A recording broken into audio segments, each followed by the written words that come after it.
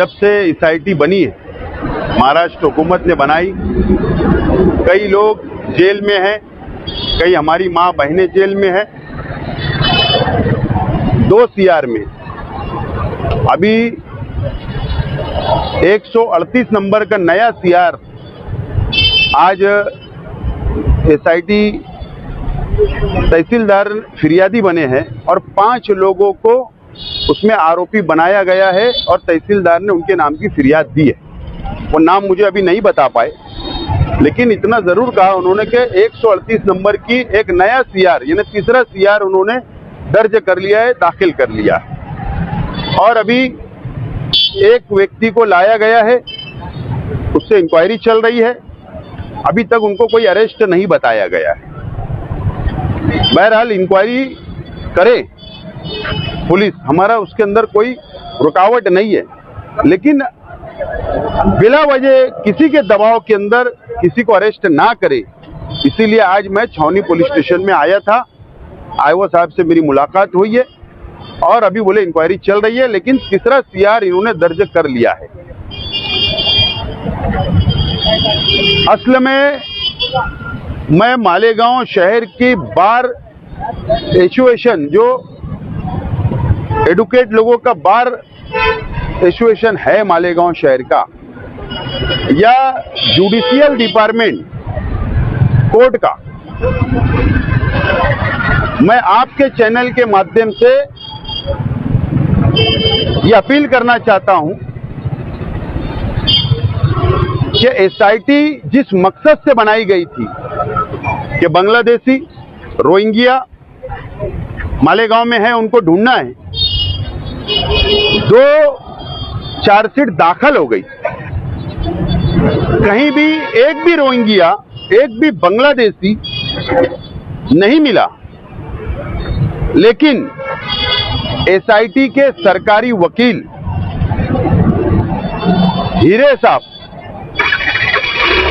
मालेगांव शहर की कोर्ट की दिशा भूल कर रहे हैं, मिसगाइड कर रहे हैं मालेगांव कोर्ट को, और मालेगांव शहर के मुसलमानों को बदनाम करने का काम कर रहे हैं। मेरा एकदम साफ तौर पर बोलना है, चार्जशीट में अगर वो बात नहीं है, बांग्लादेशी नहीं मिला, रोहिंग्या नहीं मिला, उसके बावजूद भी जानबूझकर कोर्ट के अंदर खड़े रहकर कोर्ट को मिसगाइड करने का काम किया जा रहा है, ये कहीं ना कहीं रुकना चाहिए। मेरिट के ऊपर बात होना चाहिए, मेरिट पर।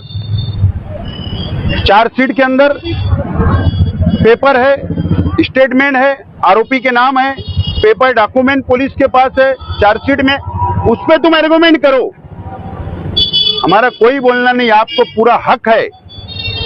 लेकिन जबरदस्ती मालेगांव शहर को बदनाम करना, मुसलमानों को बदनाम करना, ये ठीक बात नहीं है। मैं बार एसोसिएशन से भी रिक्वेस्ट करता कि ये एसआईटी की कार्रवाई पर और कोर्ट की कार्रवाई के ऊपर आप मेरिट के बुनियाद पर नजर रखिए, और न्यायालय कोर्ट से भी मेरी हाथ जोड़ के प्रार्थना है, विनंती है कि मेरिट के ऊपर सुनवाई की जाए, मेरिट के ऊपर फैसले हो, जो गलत है वो गलत, जो सच है वो सच होना चाहिए, ये होना चाहिए। हाँ, अगर कोई रोहिंग्या मिलता है, कोई बांग्लादेशी मिलता है, कोई पाकिस्तानी मिलता है, तो जरूर शेख आसिफ कभी उसका साथ नहीं देगा। Defence committee, minority defence committee कभी उनका साथ नहीं देगी, ना कभी हम उनके लिए वकील खड़ा करेंगे। लेकिन जानबूझकर एक शहर को बदनाम करना, आज सवाल पैदा हो रहा है, आज हमारी बेटियों को रिश्ते नहीं आ रहे हैं, इस तरीके से बदनाम किया जा रहा है, ये अब बर्दाश्त के बाहर हो रही बात। इसके लिए अब जो संविधान ने हमको अधिकार दिया, वो संविधान के अधिकार के हिसाब से अब हमारा 22 जून को जो माइनॉरिटी कॉन्फ्रेंस है, उसमें जो हम फैसला लेंगे, उसके बाद संविधान के तहत अब जरूरत पड़ेगी तो हम रास्ते पर भी उतरेंगे। हिरेन साहब जो आपने बताए, तो वो तो मालेगांव शहर के रहने वाले हैं, मालेगांव शहर में अच्छे उनके ताल्लुकात भी है और वो अपने को अच्छी तरह मालेगांव शहर में इस इलाके में भी और उस इलाके में भी उनकी अच्छी पहचान है। असल में एसआईटी बनाने के पीछे का मकसद ही सियासी है, राजकीय मकसद है और सरकार ने उनको सरकारी वकील एसआईटी के अंदर बनाया, अपॉइंटमेंट किया। असल में मैं पॉलिटिकल स्टेटमेंट दे रहा हूं, कोई कोर्ट के बाहर बात कर रहा हूं। मैं हीरे साहब को भारतीय जनता पार्टी एक चेहरे के रूप में फ्लैश करना चाहती है कि आइंदा लोकसभा का इलेक्शन का कैंडिडेट बनाना चाहती है, ऐसा मुझे शंका है, शक है। इसके लिए वो ना शहर के विचारधारा को देख रहे, शहर को जानते हैं, पहचानते हैं, वो सब जानते हैं, उसके बावजूद भी सिर्फ राजनीति के लिए इस तरीके का स्टेटमेंट वो करते हैं। 5 लोगों पर एफआईआर हो गई।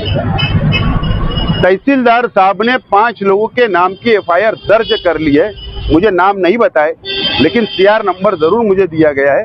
138 के सीआर नंबर में 5 लोगों को नाम दर्ज कर लिए गए हैं जो फिरियादी तहसीलदार मालेगांव है।